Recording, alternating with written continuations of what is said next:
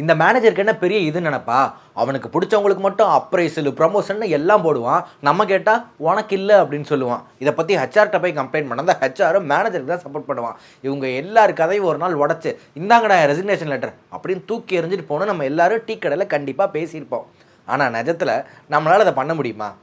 குடும்ப situation, EMI கட்டணும், வீட்டு வாடகை கொடுக்கணும், இது எல்லாத்தையும் யோசிச்சு பல்ல கடிச்சிட்டு இருந்துருவோம் அப்படின்னு இருந்திருப்போம். பட் ரீசெண்டாக 2025 ஒரு ட்ரெண்ட் ஃபார்ம் ஆயிருக்கு. அந்த ட்ரெண்டுக்கு பேர் ரிவெஞ்ச் குவிட்டிங்.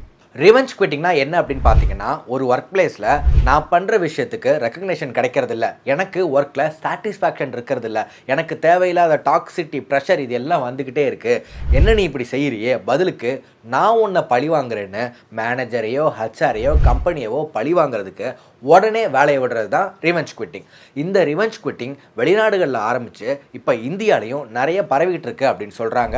எதுக்காக இப்படி பண்ணுறாங்க அப்படின்னு சொல்லி ஒரு ரிசர்ச் பண்ணியிருக்காங்க. அந்த ரிசர்ச்சில் தெரிய வந்திருக்கிறது என்ன அப்படின்னு பார்த்தீங்கன்னா, வேலை பார்க்குற பல பேருக்கு நாங்கள் பண்ணுற வேலைக்கு கம்பெனியில் மதிப்பு கிடையாது, நம்ம மேனேஜருக்கு நாம் எவ்வளோ சிங்சாங் போடுறோமோ அதுக்கு தான் மதிப்பு இருக்குது, இது எங்களுக்கு ரொம்ப டிஸ்ரெஸ்பெக்ட்ஃபுல்லாக இருக்குது, அதனால நாங்கள் வேலையை விடுறோம் அப்படின்னு சொல்லியிருக்காங்க. இதை பற்றி கம்பெனி சைடில் கேட்கும்போது, இந்த ரிவெஞ்ச் குவிட்டிங்னால நீங்கள் பாதிக்கப்படுறீங்களா?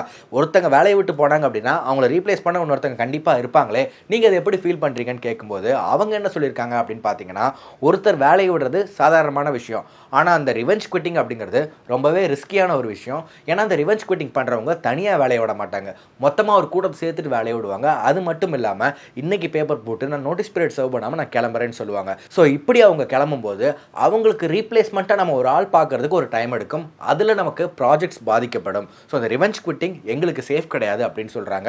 இந்த ஒரு ட்ரெண்ட் நம்ம நாட்டில் ரொம்ப அதிகமாக பரவிக்கிட்டு இருக்கு அப்படின்னு சொல்லி 2025 ட்ரெண்டிங்கான விஷயம் அப்படின்னு சொல்லி சொல்கிறாங்க. ஸோ இந்த ரிவெஞ்ச் குவிட்டிங் பற்றி நீங்கள் என்ன நினைக்கிறீங்க? இது நல்லதா கெட்டதா? இப்படி பண்ணுறது நியாயமா இல்லையா? இது எல்லாத்த பற்றியும் கமெண்ட் பாக்ஸில் சொல்லுங்கள். சூரியன் எக்ஸ்பிளைன்ஸை லைக் பண்ணுங்கள், ஷேர் பண்ணுங்கள், சப்ஸ்கிரைப் பண்ணுங்கள்.